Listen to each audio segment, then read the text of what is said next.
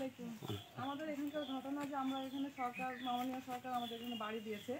আমরা খুব অনাথ বা আমাদের কোনো আশ্রয়দাতা নেই, আমরা এখানে আশ্রয় পেয়েছি। কিন্তু আমাদের উপর খুব অত্যাচার চলছে যে আমাদের এখানে চলাফেরা রাস্তা নেই, আমরা খুব কষ্ট করে এখানে চলাফেরা করতেছি। ওনার কাছে আমাদের এটাই অনুরোধ যে আমাদের এখানে রাস্তার একটা ব্যবস্থা করে দেয়।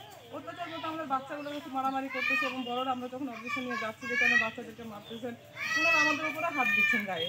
কোনো রকম আমাদের চলার মতো কোনো অবস্থা নেই, এদিক সেদিক সব দিক দিয়ে রাস্তা আমাদের ঘেরা।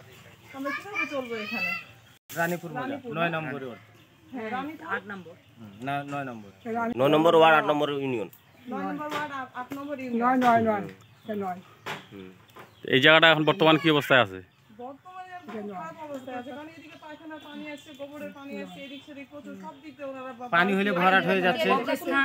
আমাদের যখন বাসা দেয়, বাড়ি দেয়, আমাদেরকে খুব জুলুম ভাবে বাড়িতে উঠেছে ওনারা যে আপনার বাড়িতে উঠে নাহলে অন্যদেরকে বাড়ি দিয়ে দিব। তারপরে আমরা খুব চাপ নিয়ে বাড়িতে আসছি, আসার পরে বলে যে রাস্তা দিব আমরা, এদিকে তোমাদের রাস্তা হওয়ার প্রয়োজন, এর পুরোটাই খাস জমি দেখায়। বলেছিল ওনারা যে এই বাসগুলো সব উঠানো হবে, এখান থেকে উঠে তোমাদের এদিকে রাস্তা দেওয়া হবে। কিন্তু এখন এটাই কি রাস্তা করে দেওয়ার কথা ছিল? হ্যাঁ, বলছে আমাদেরকে যে আমরা রাস্তা কি করবো, তাদেরকে এদিক দিয়ে রাস্তা দিব, যার কারণে জায়গাটা ফাঁকা রেখেছে। বলেছে এই বাস উঠাবে, এই বাস উঠাবে, গোবরের ধাপ উঠিয়ে দিবে, কিন্তু এখন তো আমাদের কোনো ব্যবস্থা নেয় না। 2 বছর হয়ে গেল। এই বিষয় নিয়ে বলছিলেন ইউনো মহোদয়কে?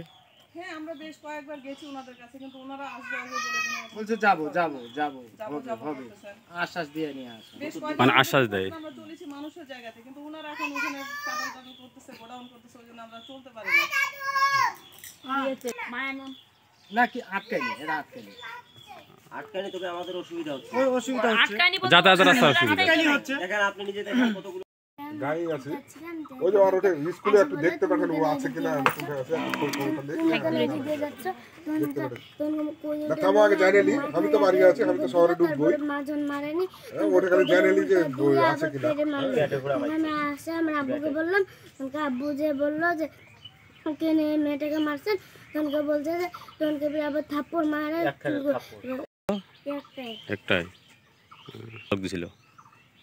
মাঝখানের বাড়ির লোকটা। ভাই শুনলেন তো নাকি? পুরো নষ্ট করে দিয়েছিল। তখন মহিলা বলতেছে আমার তো স্বামী টামি কেউ নেই, বৃদ্ধ মহিলা। আমি তখনও নিজে চেয়ে চিন্তে এই বাসটা দিয়ে মানে নিজে আত্মসমর্পণ করে নিজের জীবন বাঁচিয়েছে, যার কারণে ঘাড়াটা উনি নিজেই দিয়েছে। কিন্তু এগুলো খুঁটা ফুটা আর পাথলে গুলো উনি দিয়েছে, ওনার মাটিটা বাঁচবে, একটা চুলা করে বা রান্না করবে, চলার মতো একটু জায়গা। কতক্ষণ করে আছে আসিটা?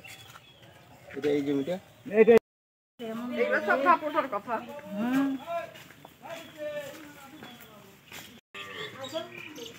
খালি রাস্তা থাকার তো জায়গা দরকার, চলাফেরার তো জায়গা দরকার।